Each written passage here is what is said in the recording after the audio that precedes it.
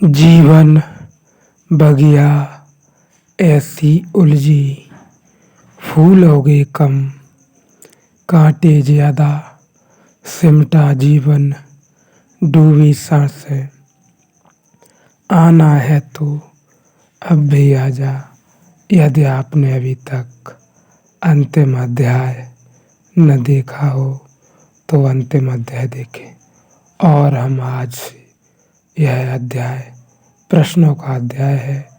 उस समय के दौरान जब ओशो अष्टावक्र गीता पर प्रवचन कर रहे थे, उस समय लोगों ने जो प्रश्न किए थे, उन प्रश्नों में कुछ प्रश्न हैं। पहला प्रश्न मनोवैज्ञानिक विक्टर ई फ्रैंकल ने आहा अनुभव दमा जगच मतम पद दवम की चर्चा करके मनोवैज्ञानिक को नया आयाम दिया है। क्या आप कृपा करके इसे अष्टावक्र एवं जनक के आश्चर्य बोध के संदर्भ में हमें समझाएंगे? पहली बात जिसे फ्रैंकल ने कहा अनुभव कहा है, वह अहो तो है, अनुभव बिल्कुल नहीं। अनुभव का तो अर्थ है आहा मर गई। आहा का अर्थ ही होता है कि तुम उसका अनुभव नहीं बना पा रहे। कुछ ऐसा घटा है जो तुम्हारे अतीत ज्ञान से समझा नहीं जा सकता, इसीलिए आहा का भाव पैदा होता है।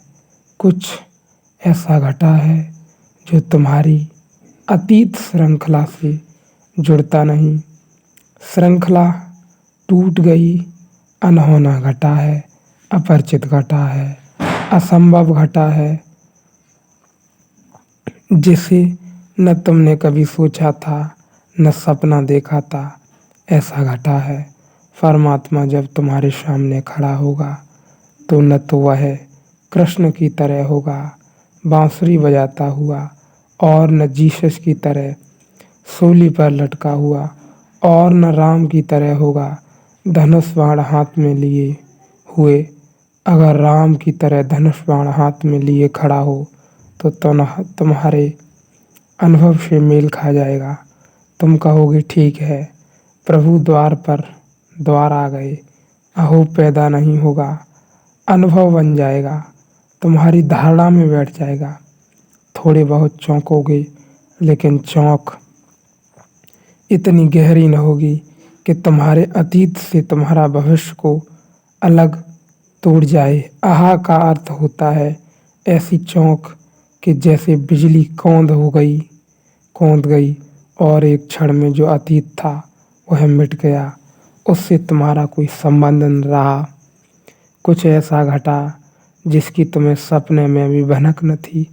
असंभव घटा अज्ञेय द्वार पर खड़ा हो गया, न जिसके लिए कोई धारणा थी, न विचार था, न सिद्धांत था, जिसे समझने में तुम असमर्थ हो गए। बिल्कुल जिस पर तुम्हारी समझ का ढांचा न बैठ सका, जो तुम्हारी समझ के सारे ढांचे तोड़ गया, उसी अवस्था में ही आहा का भाव पैदा होता है। इसलिए आहा, पहली तो बात ख्याल रखना, अनुभव नहीं है। अनुभव का तो अर्थ होता है प्रतिभिज्ञा हो गई, रिकग्निशन हो गया। तुम पहचान गए कि अरे यह गुलाब का फूल। लेकिन गुलाब के फूल की प्रतिभिज्ञा पहचान तभी हो सकती है जब अतीत में देखे गए फूलों जैसा ही हो। अगर ऐसा हो जैसे कि अतीत में कभी जाना ही नहीं, तो तुम पहचान न सकोगे। तुम ठगे खड़े रह जाओगे। तुम्हारा मन एकदम स्तब्ध हो जाएगा। तुम्हारे मन की चलती विचारधारा एकदम खंडित हो जाएगी। उस खंडित विचारधारा में, उस निर्विचार क्षण में जो घटता है वही आहा है। वह अनुभव नहीं। अनुभव तो सभी मन के हैं। वह अनुभवातीत अनुभव है। कहने को अनुभव कहो, अनुभव नहीं है। निश्चित ही वह अनुभव नहीं है। वह तो सारे अनुभवों के भ्रम, सारे मन के जाल, विचार, वासना या हम जो भी कहें अतीत और भविष्य का बोझ गिर जाने के बाद जो पैदा होता है, या हम कहें जो प्रकाश का दिया जलता है, जो आनंद का दिया जलता है, वही है, वही है, वहीं से द्वार की शुरुआत है, वही द्वार है। निश्चित ही यह द्वार बड़े करीब है, जो भी पहुंचना चाहे पहुंच सकता है, लेकिन ख्याल रहे जब तक अतीत से संबंध है तब तक पहुंचना मुश्किल है। और यहाँ पर जो ये बात है कि तुम्हारे स्वप्न में ना आ सकेगा, हाँ निश्चित ही मैं अपने अनुभव के साथ कह सकता हूँ। भला हम अनुभवों में कैसे उतार सकेंगे उसे, अनुभवों को भी छोड़ देना पड़ता है। अनुभव की रेखा उसके करीब तक कोई नहीं पहुँचती है, यह मेरा अनुभव है। अनुभवों में जो आ गया वह पीछे की बात रही होगी, कोई पीछे घटी हुई बात रही होगी, लेकिन उसका आगे पीछे से कोई लेना देना नहीं है। उसका होना काफ़ी है और वह आज ही है, आज अभी यहीं है। उसको कहीं ढूंढने और खोजने नहीं निकलना है। केवल आप ध्यान की यात्रा पर निकलें, फिर देखें आप, केवल और केवल आप ध्यान की यात्रा पर निकलें, फिर आप पाएंगे कि जो नहीं था, जिसका आपने कभी सपना न देखा था। क्योंकि हम या आप अभी किसी से कहें कि परमात्मा यही है, वह भरोसा न कर सकेगा। वह कहेगा भगवान, ईश्वर, परमात्मा नहीं हो सकता। क्यों नहीं हो सकता? क्योंकि सदियों से धारणा बना रखी है, मान्यता बना रखी है कि भगवान तो कृष्ण ही थे, राम ही थे, वो कभी हुए थे, अब है नहीं। ऐसा नहीं है। मैं आपसे कह देना चाहता हूँ, प्रत्येक व्यक्ति परमात्मा को जानने में सक्षम है, या मैं ऐसा कहूँ प्रत्येक व्यक्ति परमात्मा है। क्योंकि व्यक्ति इत्यादि मेरे जानने में अभी तक आया कुछ भी नहीं है।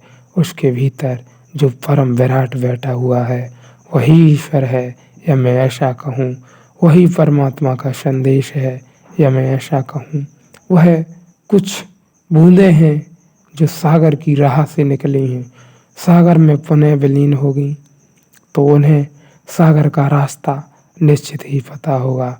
वह रास्ता, या ऐसा कहें जो भी कुछ है, वह आपके भीतर बैठा हुआ है। केवल और केवल आपको जानने की ज़रूरत है, जागने की ज़रूरत है। जागना धीरे धीरे धीरे धीरे हो सकता है, और जागना एक क्षण में भी हो सकता है। यह आपके ऊपर निर्भर करता है, आप किस ढंग से यात्रा में चल रहे हैं।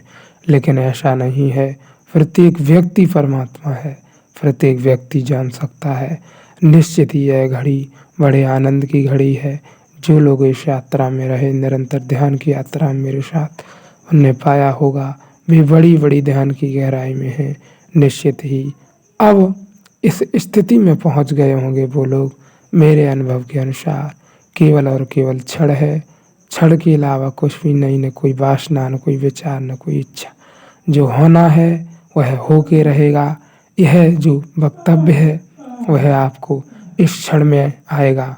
आपके हाथ खाली रह जाएंगे, आप अवाक ठगे रह जाएंगे, या ऐसा कहें आप खड़े हैं, खड़े रह जाएंगे, पैरों के नीचे से ज़मीन निकल जाएगी। सदियों से जो बोझ धो रहे थे वह बोझ कम हो गया, वह बोझ इस भांति कम हो गया। काम सब वही रहे, लेकिन कुछ अहंकार विलीन हो गया। जो मैं का भाव था, प्रत्येक चीज़ में मैं का भाव था, वह विलीन हो गया। काम सब वही है। आप जगत में रहते हुए जगत में नहीं रहते, यह बात इतनी महत्वपूर्ण है। जो समझ गया उसके लिए फिर कहना कुछ भी नहीं है। आप वहाँ पहुँच सकते हैं, या मैं ऐसा कहूँ ईश्वर को आप जान सकते हैं। इस संबंध में उस यात्रा पर निकलें, क्योंकि आप वहाँ पहुँच सकते हैं जहाँ आपने न सोचा होगा।